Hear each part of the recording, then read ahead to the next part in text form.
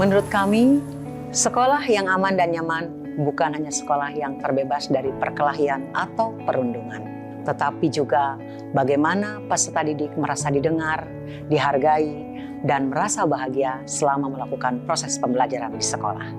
Sebagaimana yang tercantum di dalam Permendikdasmen nomor 6 tahun 2026, ada 4 unsur yang harus terpenuhi dalam mewujudkan sekolah yang aman dan nyaman, yaitu aman secara fisik, aman secara spiritual, nyaman secara psikologis, dan aman di ruang digital. Salah satu saja tidak terpenuhi, maka kita belum bisa menyatakan sekolah sebagai sekolah yang aman dan nyaman. Oleh karena itu, di SMP Negeri 2 Tasikmalaya kami terus berupaya untuk menumbuhkan keempat unsur tadi secara bersamaan setiap hari dan secara konsisten.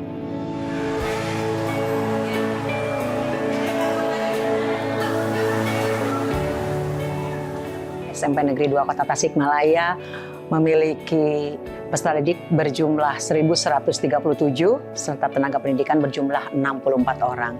Tentu ini merupakan jumlah yang sangat besar sehingga tantangannya pun sangat besar pula. Karena semakin banyak jumlah warga sekolah, maka akan semakin beragam pula kebutuhan, kemudian potensi masalah yang akan muncul. Tantangannya bukan hanya sekedar dari kedisiplinan, ketertiban, tapi juga bagaimana kami mampu menciptakan lingkungan yang aman secara fisik, kemudian nyaman secara psikologis, dan semua orang merasa diperlakukan secara setara. Tantangan yang lainnya adalah membangun budaya positif secara konsisten. Karena yang namanya budaya positif itu tidak bisa diwujudkan dalam semalam, tetapi harus terus dibiasakan, terus dilakukan, bahkan mungkin harus diberikan contoh dan tauladan yang baik dari seluruh warga sekolah. Keputusan kami untuk membatasi penggunaan HP di sekolah tentu karena kami ingin menciptakan lingkungan sekolah yang lebih fokus dan lebih sehat. Karena berdasarkan pengamatan selama bertahun-tahun, penggunaan HP yang tidak terkontrol menyebabkan menurunnya konsentrasi belajar dan berkurangnya intensitas hubungan di antara sesama teman, juga komunikasi dengan guru. Oleh karena itu, setelah melakukan diskusi dengan guru, dengan orang tua, sosialisasi, maka akhirnya pada bulan Desember tahun 2025 kami memutuskan untuk membatasi penggunaan HP di sekolah. Tentu awalnya ada sedikit, kalau bisa disebut bukan gelombang, tapi beberapa pertanyaan dari orang tua, terutama karena dewasa ini anak-anak ke sekolah pergi dan pulang itu banyak menggunakan aplikasi online gitu. Sehingga yang pertama ditanyakan oleh orang tua bagaimana mengatasi kepulangan putra-putri mereka gitu.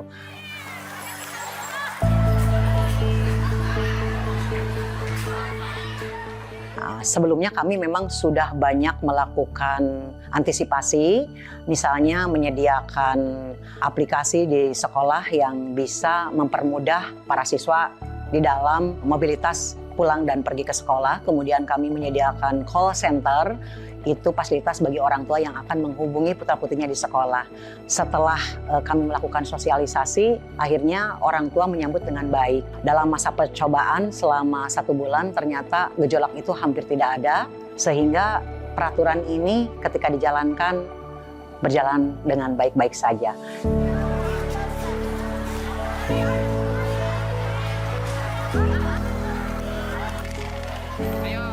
Siswa-siswi ya awal pertamanya memang mereka juga mungkin ada sedikit gejolak, tetapi lama-kelamaan akhirnya timbul kebiasaan baru. Kami menghidupkan kembali permainan-permainan tradisional seperti congklak, permainan tali, catur, dan lain sebagainya.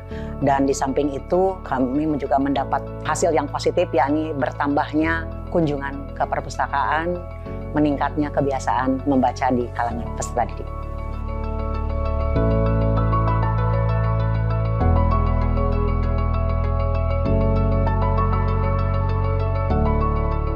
Nah, kami juga ingin membuka kembali kebiasaan membaca buku gitu ya. Dan apabila ada hal-hal yang diperlukan yang harus menggunakan IT, kami memiliki laboratorium yang kami kira cukup bagi peserta didik untuk menggunakannya.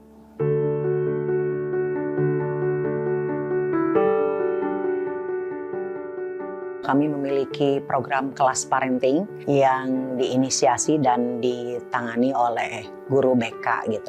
Di awal tahun pelajaran, kami sampaikan kepada orang tua tentang tata tertib, kemudian tentang program-program sekolah, sehingga mereka juga memahami bahwa apa program yang dilaksanakan oleh sekolah itu harus sinergis dengan kebiasaan yang terjadi di rumah gitu.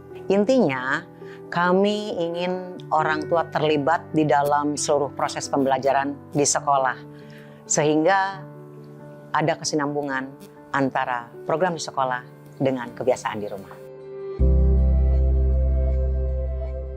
Kami menyadari bahwa untuk membangun sekolah yang aman dan nyaman diperlukan kerjasama yang harmonis, sinergis dari semua pihak, dari sekolah, orang tua, peserta didik, pemerintah, kemudian juga alumni, serta seluruh masyarakat yang peduli terhadap sekolah. Saya melihat bahwa fenomena zaman sekarang, anak-anak itu sering mencontoh tokoh-tokoh favoritnya. Dari sana kami memiliki ide untuk membentuk atau menjalankan program kelas inspirasi. Kelas inspirasi ini adalah sebuah proses pembelajaran yang menghadirkan tokoh-tokoh dari berbagai kalangan, bisa menceritakan tentang story sukses mereka atau sekedar memotivasi agar para peserta didik ini memiliki semangat untuk mencapai cita-citanya. Selain kelas inspirasi, kami juga punya dinding inspirasi. Di dinding itu terpampang foto-foto para alumni yang telah berhasil di bidangnya masing-masing. Nah, kami harap dengan terpampangnya foto-foto alumni di dinding inspirasi ini juga akan menjadi motivasi bagi para peserta didik. Oh, saya juga harus berhasil seperti mereka. Seperti itu. Oke, hari ini sebelum kita belajar, kita ingin mengingatkan kembali apa yang harus dilakukan dan apa yang nggak boleh dilakukan, dan kita akan bikin kesepakatan kelas ya Nak ya. Ini kartu merah dan kartu hijau. Di mana kartu merah ini tolong dituliskan, nanti Pak Firman beri sticky note yang tidak boleh dilakukan selama pembelajaran IPS, dan kartu hijau Anda tuliskan apa-apa yang harus dilakukan atau boleh dilakukan pada saat pembelajaran IPS. Baik, saya tempelkan dulu ya Nak ya. Tata tertib sekolah dan kesepakatan kelas tentu merupakan dua hal yang berbeda. Tata tertib itu dikeluarkan oleh sekolah dan wajib ditaati oleh seluruh warga sekolah. Sedangkan kesepakatan kelas merupakan hasil diskusi dari kelas itu sendiri, sehingga mereka bebas untuk menentukan nilai-nilai apa yang akan ditetapkan. Serta dalam pelaksanaannya pun mereka tentu lebih bertanggung jawab, karena nilai-nilai yang terkandung di dalam kesepakatan kelas itu merupakan hasil dari pemikiran dan diskusi di antara mereka. Hei kamu Gapin, denger ini, di sini mah sekolah itu aman, bersih, nyaman, gak ada namanya bully-bully, bener gak? Untuk memastikan bahwa program sekolah yang aman dan nyaman bisa terlaksana dengan baik, saya melakukan beberapa hal secara rutin. Misalnya pagi-pagi saya berkeliling mengontrol lingkungan sekolah, atau yang paling intens atau dekat ketika ada anak-anak bergerombol dan kebetulan saya lewat, saya akan menyambangi mereka, kemudian bertanya dengan penuh kekeluargaan bagaimana perasaannya, bagaimana situasi yang dia rasakan di sekolah gitu. Intinya membuka percakapan dengan mereka secara terbuka sehingga mereka tidak ragu-ragu untuk menyampaikan perasaan kepada saya. Mungkin orang-orang mengira bahwa dengan jumlah peserta didik yang cukup besar pasti akan terjadi banyak masalah, tetapi sesungguhnya tidak. Karena kami memiliki sistem deteksi dini yang sinergis, dimulai dari guru mapel, kemudian wali kelas, guru wali, guru BK, hingga ke wakasek kesiswaan. Jadi kalau misalnya ada siswa yang sudah menunjukkan ekspresi yang tidak biasa atau tidak masuk sekolah lebih dari 2 hari, maka wali kelas segera menindaklanjutinya dengan baik. kemudian melakukan konsultasi dengan orang tua, mencari penyebabnya, melakukan cross-check dengan teman-teman sekelasnya, sehingga masalah tidak terlanjur menjadi besar gitu. Dari sejak awal kami sudah melakukan penyelesaian masalah-masalah tersebut. Kami menyediakan kanal pengaduan berupa kotak pengaduan yang disebar di beberapa tempat strategis di sekolah ini. Jadi siswa akan merasa aman karena identitasnya tidak akan diketahui oleh pihak lain gitu, kecuali oleh BK dan kesiswaan yang memang sebagai penanggung jawab di dalam mengelola kotak aduan tersebut. Kemudian kami juga sangat terbuka mengumumkan kepada siswa bagi mereka siapa saja yang merasa punya masalah untuk tidak segan datang ke ruang BK menceritakan apa yang dialaminya. Dan saya secara pribadi sebagai kepala sekolah juga sangat terbuka kepada mereka gitu. Saya sering ucapkan misalnya di upacara, bagi siapapun yang merasa punya masalah silahkan mengadukan hal tersebut. Baik, terima kasih Ibu. Jadi ini saya menemukan ada siswa ini ternyata setelah ditelusuri beberapa minggu terakhir ini jarang sekolah. Jadi dalam setiap minggu ada 1 atau 2 hari siswa kami ini tidak ke sekolah.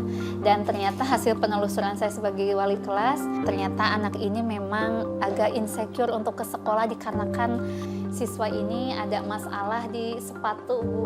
Jadi nggak ke sekolah itu dikarenakan sepatunya hanya 1 dan rusak. Padahal anaknya ini bagus dari segi akademik begitu. Oke.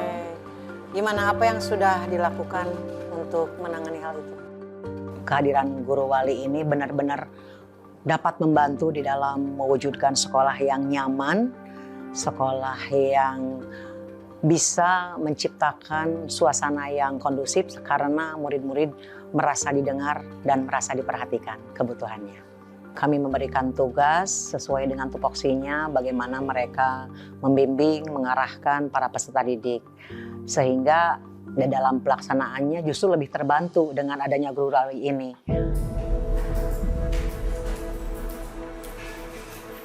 Assalamualaikum warahmatullahi wabarakatuh.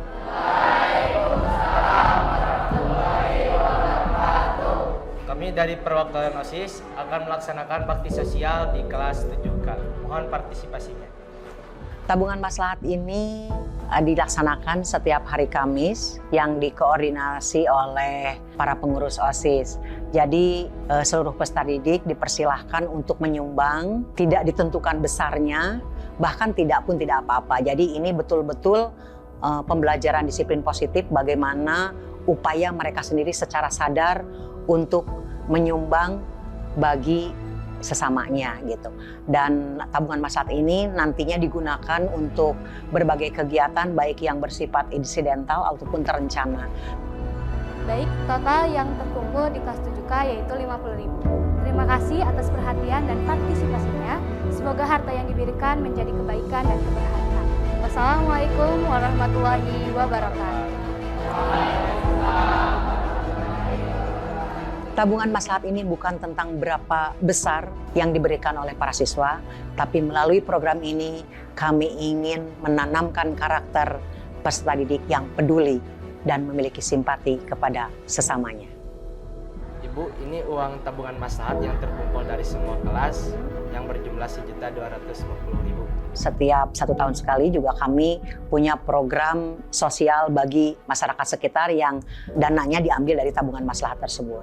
Misalnya seperti memberikan reward kepada siswa yang berprestasi atau memberikan reward kepada yang menggunakan sepeda ke sekolah gitu. Nah, untuk hal-hal begitu juga kami mengambil dari tabungan maslahat tersebut. Kemudian dalam rangka hemat energi, kami juga mendorong para siswa untuk menggunakan sepeda ke sekolah. Bagi setiap siswa yang membawa sepeda ke sekolah, kami juga menyediakan reward. Untuk saat ini, reward yang diberikan berupa uang jajan setiap bulan.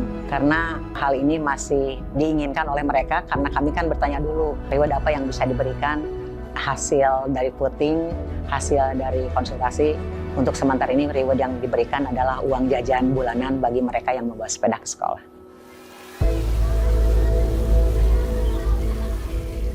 saat saya dipindah tugaskan ke sini pada tahun 2021, serta melihat kenyataan bahwa banyak hal yang perlu ditata dan diperbaiki dari sekolah ini, terutama dari hal kebersihan, penataan lingkungan, pembiasaan cinta lingkungan. Saya pun kemudian menyampaikan kepada seluruh warga sekolah bahwa kita akan mewujudkan sekolah adiwiyata. Selama bertahun-tahun pembiasaan itu diterapkan karena pada dasarnya penghargaan sekolah adiwiyata itu bukan hanya sekedar pencapaian, tetapi bagaimana menanamkan budaya-budaya lingkungan di seluruh warga sekolah. Banyak pembiasaan-pembiasaan baik yang dilakukan seperti piket kebersihan guru, piket kebersihan kelas, kemudian ada gerakan kebersihan bersama setiap hari Jumat. Di samping itu juga ada pengelolaan sampah plastik yang terstruktur. Dimulai dari pemisahan sampah plastik di kelas, kemudian stor ke bank sampah, kemudian di bank sampah juga diolah lagi. Ada yang dijadikan bahan-bahan yang berguna. Kemudian kami juga mewajibkan para siswa untuk membawa tumbler dan lunchbox, sehingga dengan kebiasaan tersebut bisa mengurangi sampah di sekolah. Kami juga mewajibkan para guru untuk memberikan contoh dan teladan. Misalnya dalam setiap kegiatan kebersihan, guru harus terdepan di dalam membimbing, dalam membina, sehingga bukan hanya sekedar perintah, tapi bagaimana seluruh sekolah ikut terlibat di dalam mewujudkan sekolah yang bersih dan nyaman ini. Oleh karena itu dengan pembiasaan-pembiasaan yang dilakukan, baik melalui kebersihan, menjaga keindahan, kebiasaan-kebiasaan yang dilakukan setiap hari, pengelolaan sampah, akhirnya kami berhasil meraih penghargaan sebagai sekolah adiwiyata mandiri. Allahu Akbar. Dalam meningkatkan keimanan dan ketakwaan bagi para peserta didik, kami memiliki kebiasaan keagamaan, misalnya ada sholat berjamaah duhur, kemudian ada kegiatan Jumat beribadah, yaitu seluruh peserta didik yang beragama Islam melaksanakan sholat duha, kemudian hafalan surat-surat pendek di lapangan secara bersamaan. Nah, hal ini kami lakukan sebagai salah satu bagian dari kebiasaan anak Indonesia hebat, yaitu rajin beribadah. Sehingga karakter dari ketaatan kepada agamanya menjadi semakin meningkat. Jadi ketika yang beragama Islam di lapang melaksanakan kegiatan ibadah Jumat, maka yang non-muslim ini kami sediakan ruangan khusus untuk melaksanakan dan menerima bimbingan dari pembimbing yang kami undang dari Kementerian Keagamaan Kota Tasikmalaya.